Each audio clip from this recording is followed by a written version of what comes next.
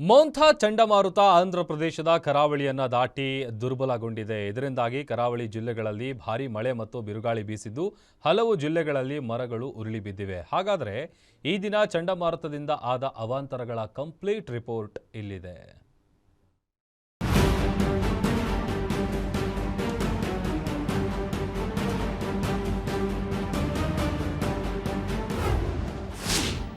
ಮೋಂಥಾ ಚಂಡಮಾರುತ ಎಫೆಕ್ಟ್, ಕರಾವಳಿ ತಲ್ಲಣ.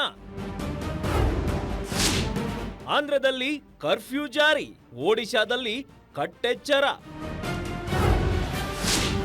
ಹೆಚ್ಚಾಗಲಿದೆ ಮಳೆ, ಹವಾಮಾನ ಇಲಾಖೆ ಮುನ್ನೆಚ್ಚರಿಕೆ. ಆಂಧ್ರಪ್ರದೇಶಕ್ಕೆ ಮೋಂಥಾ ಚಂಡಮಾರುತದ ಆಗಮನವಾಗಿದೆ. ನಿನ್ನೆ ರಾತ್ರಿ ಹಲವು ಭಾಗಗಳಲ್ಲಿ ಭೂಕುಸಿತ ಉಂಟಾಗುವ ಎಚ್ಚರಿಕೆ ನೀಡಲಾಗಿತ್ತು.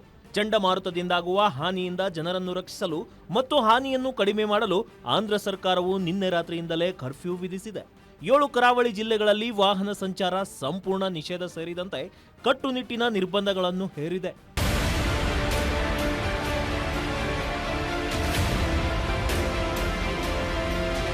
ಭಾರತೀಯ ಹವಾಮಾನ ಇಲಾಖೆಯಿಂದ ಮುಂಜಾನೆ ನೀಡಿದ ಮಾಹಿತಿಯ ಪ್ರಕಾರ ಮೋಂಥಾ ಚಂಡಮಾರುತವು ಆಂಧ್ರಪ್ರದೇಶದ ಕರಾವಳಿಯನ್ನ ದಾಟಿದ ನಂತರ ಸಾಮಾನ್ಯ ಚಂಡಮಾರುತವಾಗಿ ದುರ್ಬಲಗೊಂಡಿದೆ.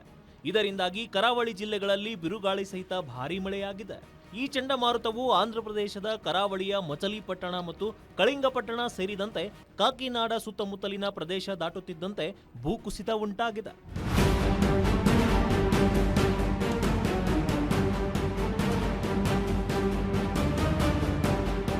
ಆಂಧ್ರಪ್ರದೇಶದ ಕರಾವಳಿ ಮೇಲಿದ್ದ ಮೋಂಥಾ ಚಂಡಮಾರುತ ವಾಯುವ್ಯ ದಿಕ್ಕಿಗೆ ತಿರುಗಿದ್ದು ಗಂಟೆಗೆ 10 ಕಿಲೋಮೀಟರ್ ವೇಗದಲ್ಲಿ ಚಲಿಸಿ ದುರ್ಬಲಗೊಂಡಿದೆ ಎಂದು ಹವಾಮಾನ ಇಲಾಖೆ ತಿಳಿಸಿದೆ.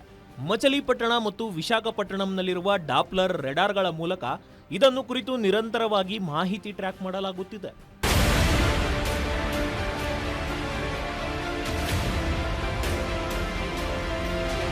ಆಂಧ್ರಪ್ರದೇಶದ ಕರಾವಳಿ, ರಾಯಲಸೀಮಾ, ತೆಲಂಗಾಣ, ದಕ್ಷಿಣ ಛತ್ತೀಸ್ಗಢ ಮತ್ತು ಒಡಿಶಾದಲ್ಲಿ ರಾತ್ರಿ ಇಡೀ ಅತಿ ಹೆಚ್ಚು ಬಿರುಗಾಳಿ ಸಹಿತ ಮಳೆ ಮತ್ತು ಚಂಡಮಾರುತದ ಅಲೆಗಳು ಮುಂದುವರಿಯಲಿದೆ ಎಂದು ನಿರೀಕ್ಷಿಸಲಾಗಿದೆ.